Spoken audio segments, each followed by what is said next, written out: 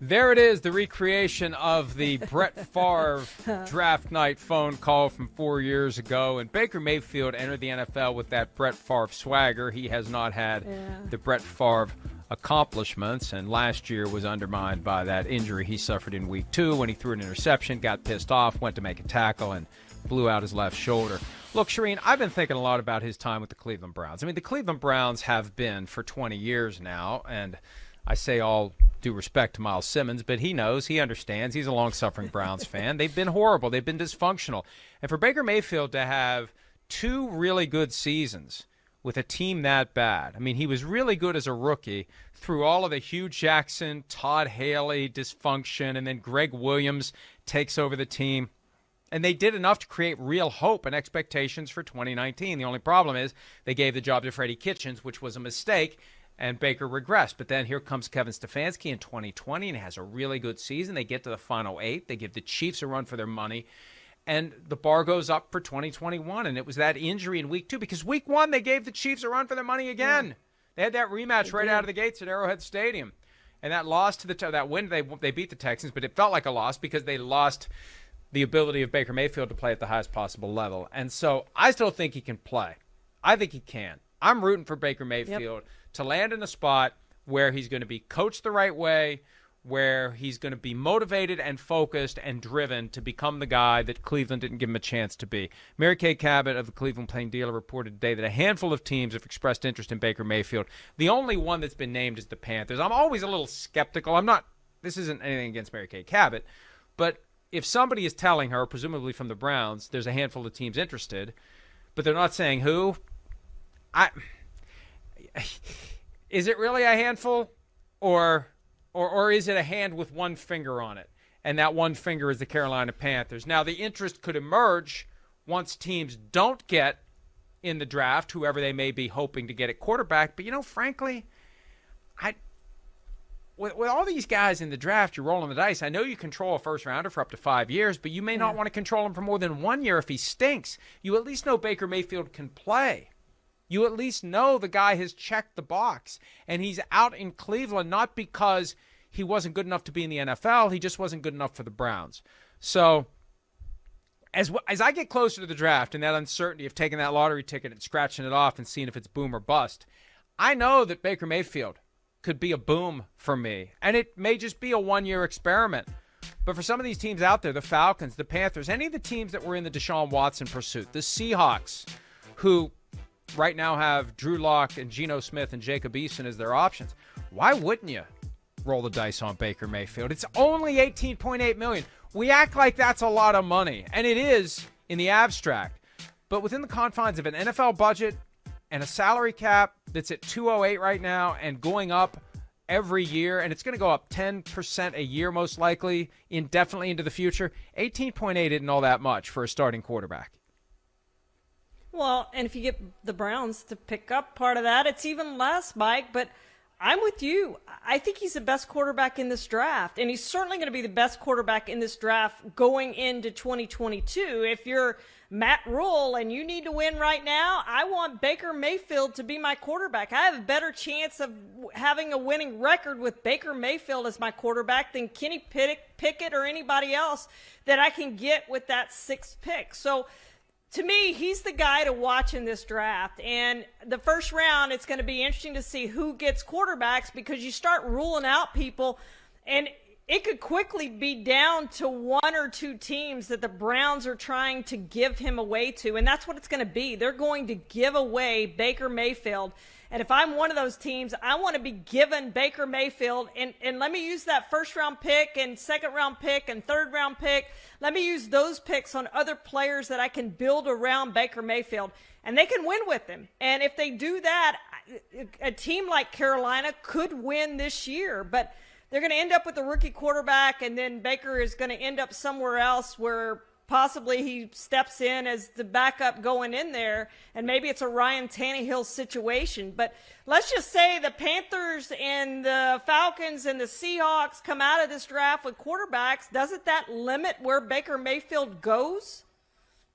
Absolutely, but then the thinking is whoever is left, the cheese that's standing alone becomes interested in Baker Mayfield to the point where ideally, a deal gets worked out between the Browns and that team. And then you've got the Jimmy Garoppolo factor in all of this as well. If I'm the one team that is clearly looking for a quarterback, I try to set up something between the 49ers and the Browns where I can leverage one against the other and get the best possible deal for the quarterback that I end up with. The difference, though, is Garoppolo's salary is not fully guaranteed at $25 million. He's got a partial injury guarantee that goes away once his shoulder is fully healed and he's cleared to play. But both the Browns and the 49ers are apoplectic at the idea that the guy they don't want isn't wanted by someone else. And that, to me, is just hilarious. I was on 95.7 The Game in San Francisco earlier today, and we were talking about that. It's like, and this is the example I used earlier this week on PFT Live. I have a house with a leaky roof, and there's always something wrong with it, and I'm buying a new house. And I can't move into it until somebody buys this house. Why did anybody want to buy this house that has the leaky roof and always has something wrong with it? Why didn't somebody want to buy that? Houses like this aren't easy to find. I can't wait to move out of it, but houses like this aren't easy to find. And they're surprised. They're surprised that teams aren't falling all over themselves to trade for the guy that they're falling all over themselves to get rid of. Well, and they both make sense. I mean, nobody's trading for Jimmy Garoppolo when he had surgery on his throwing shoulder and is not going to be able to throw again until sometime in this summer. John Lynch said late June would be the earliest he could start throwing again. You're not going to trade for him because of that, Mike. And then Baker Mayfield, nobody's trading for him because they don't want to give up anything big. They know the Browns have to move on from him. The Browns have their quarterback in Deshaun Watson. They're going to move Baker Mayfield. They're not going to get much for him. And I'm thinking that the Browns maybe want more than teams are willing to give up. At some point, you just got to throw up your hands and go, hey, give us a 7th-round pick. We'll eat part of his salary, and let's move on with this thing because Baker Mayfield is not going to be on your roster come the start of the season, come training camp. And, Mike, you don't want Baker Mayfield going to the Steelers. I'm just telling you, Browns fans, you don't want Baker Mayfield to go to the Steelers. Steelers and Lions. I do, I'm too. still holding out hope for the Lions. Browns I am fans trying don't.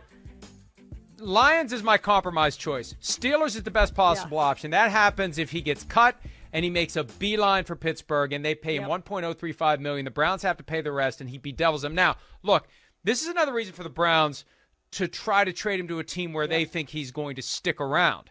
Because it's not just 2022. You want him to find a new home. You want him to be happy. You want him to stay. And you never want him to leave via free agency, especially not next year.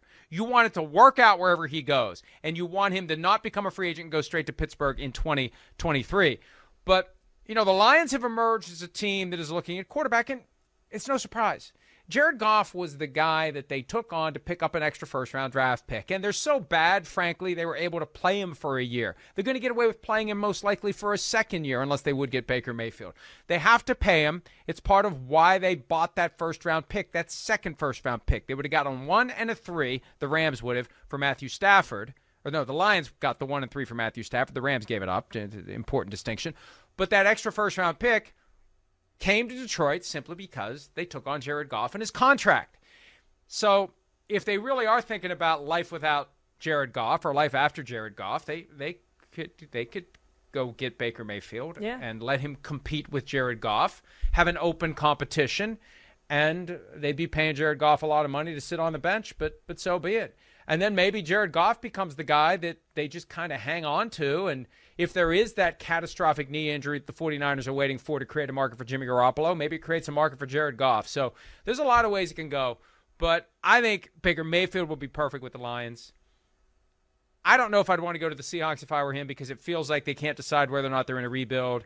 The Panthers, of the options out there, I think the Panthers I could talk myself into the most because I've got Christian McCaffrey, I've got some good receivers, and the defense is pretty good, and the expectations are fairly low. I kind of like that. But I have a feeling he's going to have a home. What about the Giants? Well, the $22 million they were going to give to Daniel Jones, now they just give it to Baker Mayfield this year.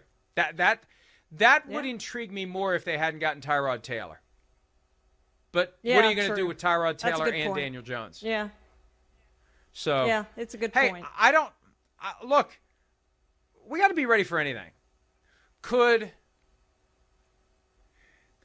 the Browns trade him to the Giants for Daniel Jones. Oh. I mean, you need somebody to play the first 6 weeks of the season, you assume. And they've got Jacoby Brissett, but I wonder.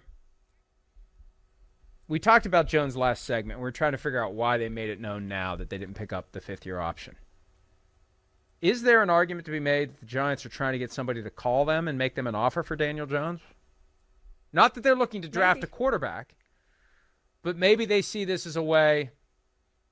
Maybe now it's the 49ers, Browns, and Giants whose attitude is, we don't want this guy, but maybe somebody else would really like to have him. And the only difference is if you were going to trade him, that's the problem. He doesn't come with the fifth-year option. If he comes with a fifth-year option, you at least know you're getting 2 years out of him, but maybe nobody would want 2 years out of him at this point. Anyway, I'm just spitballing. Hi, I'm Mike Tirico, and thanks for watching. Make sure to hit subscribe for the latest news and highlights from NBC Sports.